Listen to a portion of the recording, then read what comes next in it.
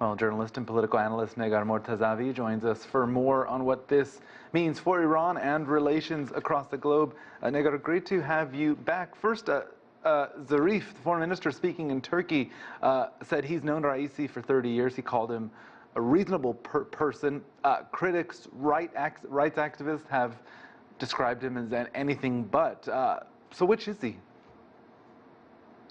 Thanks for having me back, Rory. So he is, as you said, an ultra-conservative, part of the hardline camp within the Islamic Republic. He's been involved in the judiciary system for nearly 4 decades, since the beginning of the Islamic Republic. He has a controversial past of gross violations of human rights. He was part of a death committee in the 1980s that ordered the execution of a large number of political dissidents, and as you mentioned, he's also sanctioned by the U.S. for human rights violations. So it's he's a controversial figure, and this is clearly an attempt by the hardliners to consolidate power and marginalize the moderate and reformist factions within the Islamic further than they already have.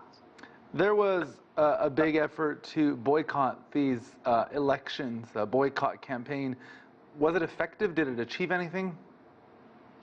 Well, the boycott campaign has been the most successful since the beginning of the Islamic Republic. As you mentioned, this is the lowest turnout for a presidential election, which is the most important political event in the country every 4 years. This is the lowest turnout at just about 50%, and the boycott was massive. It definitely sent a signal or a message that a large number of the population basically stayed out of this election. But will that really change the mandate of Ebrahim Raisi or this consolidation of power? Not so much. It doesn't seem like the hardliners were going for a very legitimate election.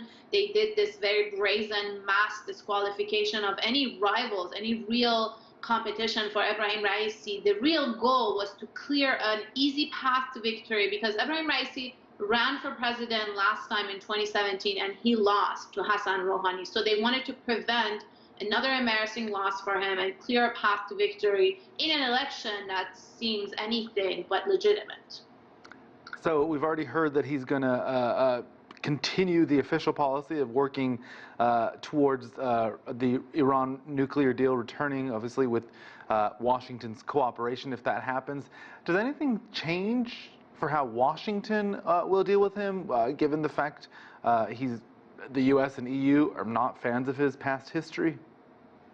Well, you're right. The nuclear issue, that's a special case because the nuclear deal is already on the paper. It's already been made, and this is sort of a return to an existing deal. And it's likely that this return will actually be finalized when the current administration of Hassan Rouhani is still in power, because the actual change of administration happens in the month of August. So if this gets finalized, I think the deal has a chance of surviving, because the decision in Tehran has been also blessed by the Supreme Leader. But anything beyond this nuclear deal, beyond the JCPOA, be it about Iran's nuclear programs, other aspects, or any issue beyond the nuclear deal, is going to be much more harder and more complicated as far as engagement with a hardline president, a hardline foreign minister, which he's probably going to appoint, and a hardline negotiating team in place in Tehran.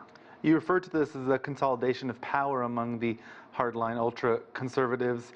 Naturally, this is a setback for reformists and moderates in Iran's political circles, but practically speaking, how does this affect everyday Iranians? Well, we have to wait and see. Raisi actually, interestingly, had some new slogans which don't really match his past of conservatism when it comes to politics and society. He also made some promises of cracking down on corruption and making the economy better. Now, these could be election promises or they could be part of a mandate. We have to wait and see. And also, with the nuclear deal potentially coming to some sort of a final point, there might be a boost to Iran's economy. Some Iranian assets could be unfrozen abroad. So all of that could give a boost to the everyday life of Iranians, which is hit by a very bad economic situation, a combination of the pandemic, U.S. sanctions, and massive mismanagement and corruption in the country. But a lot of that also depends on Iran's internal dealings and domestic politics. I think there will be more unrest as well as more repression and a wider political gap when it comes to the internal dynamics of the country.